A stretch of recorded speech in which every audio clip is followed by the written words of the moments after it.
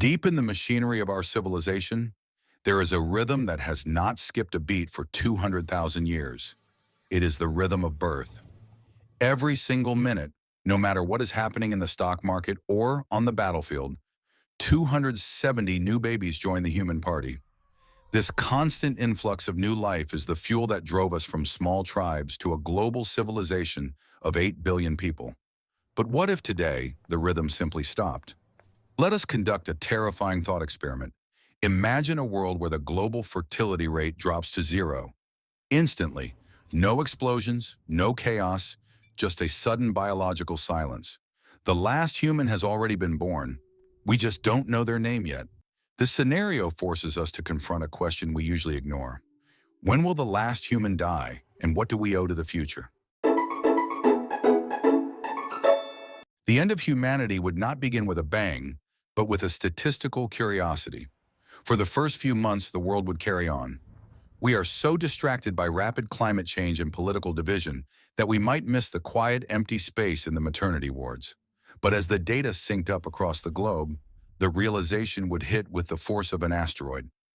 For the first time in history, the number of humans is capped. Roughly 117 billion humans have ever lived up to this moment.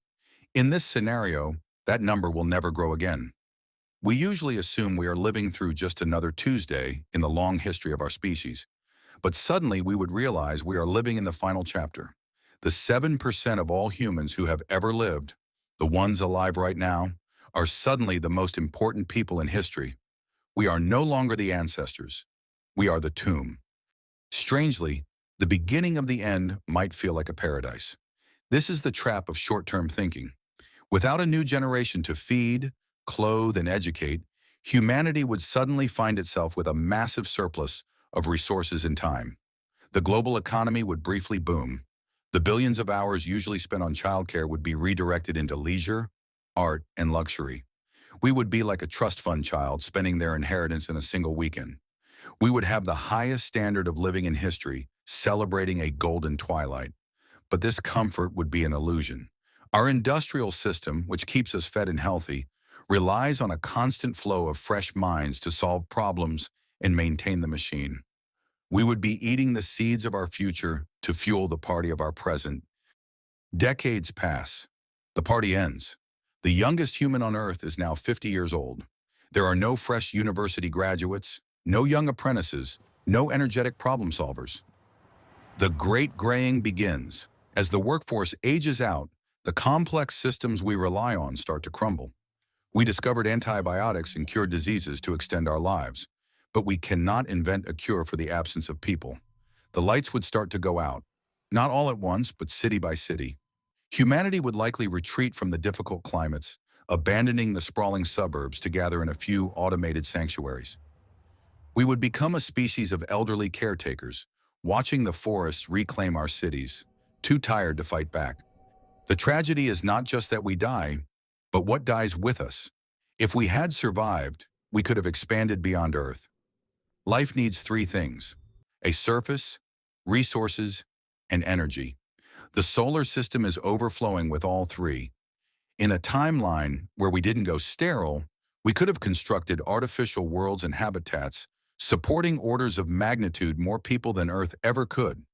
We could have created an interconnected civilization spanning the solar system, safe from extinction for billions of years. But in our sterile timeline, this window slams shut. The potential for quadrillions of future lives, for billions of doctors and artists and video game developers, evaporates. The universe remains a graveyard of inanimate matter. Finally, we reach the end of the line. The population dwindles from billions to millions to thousands, and finally to one. Let's call him the last human. He sits in a world that has grown wild and quiet. He is the sole heir to the struggle of every human who came before him, from the hunter-gatherers of the Stone Age to the astronauts of the Space Age. When he closes his eyes for the last time, the human story ends.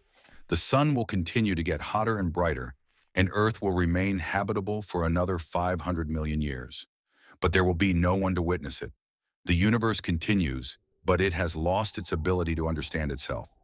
This thought experiment is terrifying, but it reveals something beautiful about our reality. We often feel pessimistic, thinking we are living at the end of a chaotic mess. But if we flip the script, we realize that we are actually living at the very beginning of something massive. If we survive this century, the future is incredibly vast.